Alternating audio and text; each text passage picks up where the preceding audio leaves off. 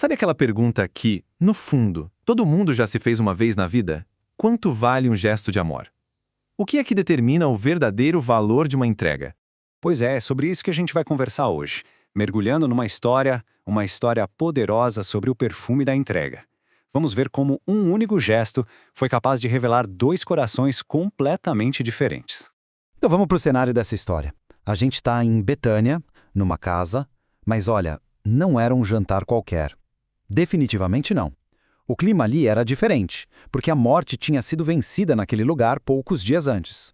E à mesa, a gente vê três formas bem diferentes de reagir à presença de Jesus. Tem a Marta, super ocupada, correndo para servir. Tem Lázaro, que era o próprio milagre andando, um testemunho vivo. E tem Maria. Maria, ela escolhe simplesmente adorar. Três pessoas, três jeitos de responder. E isso já nos mostra uma coisa muito importante. Tinha um monte de gente ali na mesma sala com Cristo. Mas uma coisa é estar perto, outra, bem diferente, é estar entregue. Estar presente pode até ser comum, mas a rendição de verdade, essa é rara. Agora, a gente chega no ponto central da história, no momento que define tudo, a extravagância do amor. É aqui que Maria faz algo que, quebra qualquer protocolo, qualquer expectativa. Ela pega um vaso de perfume de nardo puro. E a Bíblia faz questão de nos dar um detalhe, o valor daquilo. 300 denários. Mas o que isso significa na prática? 300 denários, gente, era o salário de um ano inteiro de um trabalhador. Pensa nisso, um ano inteiro de trabalho. Era a segurança financeira dela, talvez a poupança de uma vida toda, e ela derrama tudo ali num único instante. E o valor não era só o dinheiro, sabe? A entrega foi muito maior. Primeiro, ela se rebaixa, um gesto de total humildade. Depois, ela unge os pés dele, a parte mais baixa do corpo. E para finalizar, ela usa os próprios cabelos para enxugar. Isso é de uma vulnerabilidade imensa. É muito mais do que dinheiro. É rendição total. E qual foi o resultado? Aquela adoração não ficou só com ela. O perfume tomou conta do lugar inteiro. É uma imagem muito forte que mostra que a adoração verdadeira nunca fica escondida. Ela sempre transborda. Ela muda o ambiente e toca todo mundo que está em volta. Só que nem todo mundo naquela sala viu a beleza daquele gesto. Então, vamos virar a câmera agora e olhar para a mesma cena, mas pelos olhos da cobiça.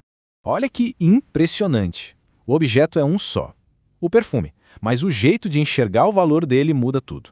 Para Maria, que via em Jesus um valor infinito, nada era exagero.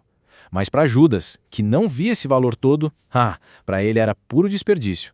A diferença não estava no frasco, entende? Estava no coração de quem olhava. E aí Judas se manifesta. E a crítica dele, na superfície, parece fazer todo sentido. Parece nobre, lógica, até preocupada com o social. Ué, por que não venderam esse perfume e deram dinheiro para os pobres?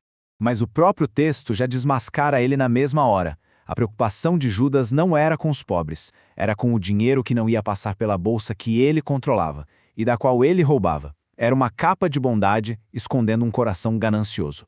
E aqui fica uma lição muito, muito importante para a gente ter discernimento. Nem toda fala que soa certinha, espiritual, vem de um coração bom. As aparências, elas enganam e muito. No meio dessa tensão toda, Jesus entra na conversa. E vamos ver como ele não só defende a Maria, mas dá um novo significado para tudo o que aconteceu ali. A primeira coisa que ele diz é uma ordem, curta, direta, poderosa. Deixa. Com essa única palavra, Cristo valida a adoração exagerada dela e cala a boca da crítica mesquinha. Ele protege quem o adora de verdade. E aí, ele explica algo muito mais profundo.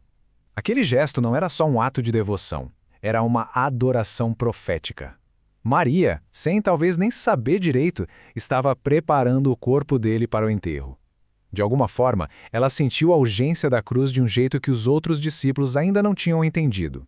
Aquela frase famosa sobre os pobres, que ele diz em seguida, não é um desprezo por quem precisa. É uma aula sobre prioridade. Jesus estava dizendo, olha, nesse momento específico, com a minha morte chegando, a coisa mais urgente a se fazer é me honrar. E é assim que essa história vira um espelho para a gente. Ela nos convida a olhar para dentro e pensar como anda o nosso próprio coração. A primeira pergunta que fica dessa cena é: o que está sendo guardado? qual é o vaso de perfume que cada um de nós tem? O tempo, os talentos, os recursos, o nosso orgulho, o que a gente segura com força quando na verdade deveria estar aos pés de Cristo. E a segunda pergunta mexe com a nossa motivação. A nossa devoção é calculada, como a de Judas, que está sempre fazendo conta, pensando no custo-benefício, ou é uma adoração rendida, como a de Maria, que nem pensa no custo, porque aquele que recebe é valioso demais? E tudo isso nos leva para a pergunta mais direta, e talvez a mais difícil que a gente precisa se fazer com honestidade. O nosso coração, hoje, se parece mais com o de quem? Com o de Maria, que se joga, que se entrega sem reservas, ou com o de Judas, que tem um discurso bonito, mas um coração cheio de interesses? No fim das contas, aquele perfume funcionou como um revelador. Ele não só perfumou o ambiente, mas ele expôs a verdade de cada um que estava ali. Revelou quem amava de verdade, quem só fingia e quem no fundo odiava. E a gente termina com essa verdade, que pode transformar tudo. A questão nunca é se a nossa entrega é exagerada ou não. A verdadeira questão é o valor que a gente dá para Cristo. Porque quando ele é visto como realmente é, em toda a sua glória e valor, aí nenhuma entrega, nenhum sacrifício nunca mais vai parecer um exagero.